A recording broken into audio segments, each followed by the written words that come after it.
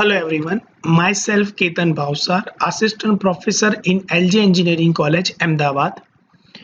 In Fundamental of Image Processing and Image Processing, Unit number 2, Image Enhancement in Spatial Domain, topic image sharpening or high pass filter. Basically, when we're talking about image sharpening, then we are dealing with the high frequency content, so we are working on high pass filter or high boost filter. And when we're talking about the image smoothing, then we have to deal with the low pass filter or low pass averaging filters. In previous session, we discussed about the filters. As I already told you, we work on the image smoothing based concept, we work on the low pass filter, low pass frequency based filters, and also working on the neighborhood based concept. And neighborhood concept is similar to the filter, because whenever we use a filter, then and only then we use a mask. And the mask is nothing but when we're dealing with the mask, then ultimately we are dealing with a neighborhood image processing. Now, today's topic is image sharpening. So when we're talking about the image sharpening, then we try to improve the edges of image, we try to improve the corner position of the image, or try to improve the boundaries and the region of image, which generally used to increase the quality and sharpness of the image.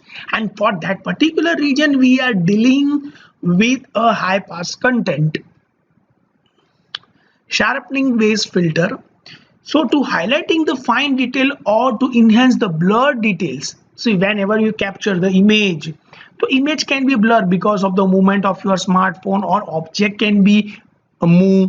So because of this type of the movement, the image can be blurred, or the blur portion is added inside the image.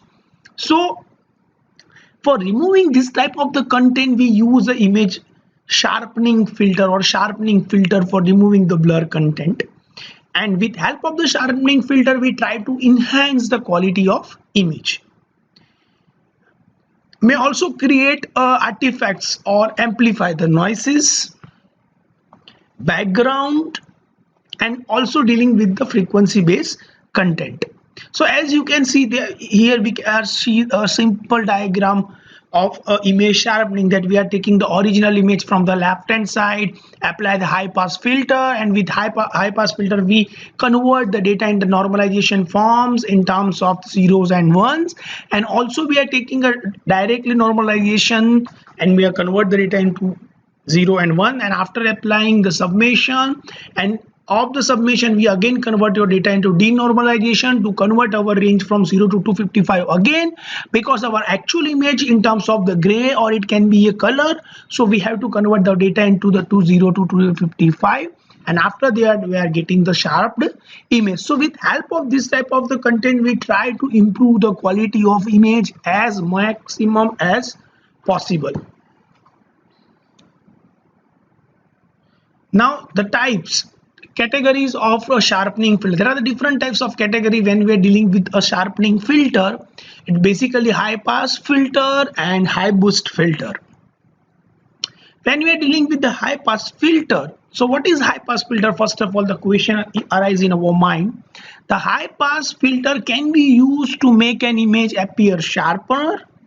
These filters emphasize the fine details in the image, exactly the opposite of low pass filter. Yes, because whenever we deal with the high pass filter, then we have to apply the opposite procedure as we applied in low pass filter.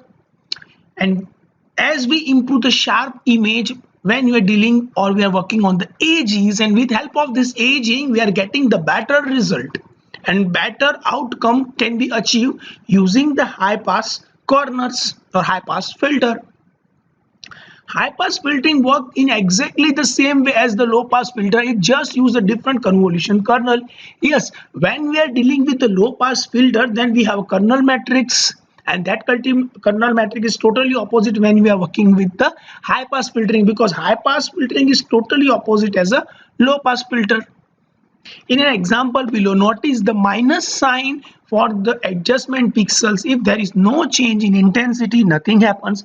But if one pixel is brighter than its immediate neighbor, it get boosted. Yeah, with help of the neighborhood pixel images, it taking the average or it taking the reference value, and based on that reference value, it try to improve the quality of image if the neighboring image is brighter and it try to improve the quality of central pixels or a particular pixel. If it is darker, then it will also goes to a darker side. If there is no change, then if there is no change in neighborhood pixels, then here we cannot see any changes in center pixel or particular pixel. The normalization step abstract the mean and scales the amplitude of the resulting image by dividing it for the dynamic range of the resulting range value, now 0 to 1. When you're dealing with a 0 to 1, then 1 it became a whiter image, and when you're dealing with the 0, then it became a darker image.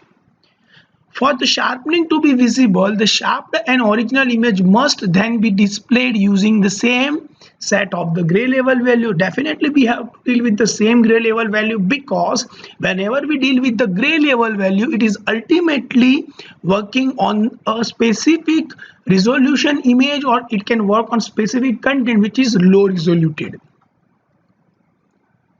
High pass filtering can also cases a small find details to be grainly extracted, as over processed image will look grainy and unnatural. The point source will have a dark dots around them. So whenever we deal with the high pass filters, then ultimately we have to deal with this type of the content which is unnatural. So while high pass filtering can often improve an image by sharpening details, overdoing it can actually degrade the image quality significantly. Now, how we making the high pass filter, and how we can design the high pass filter when we are dealing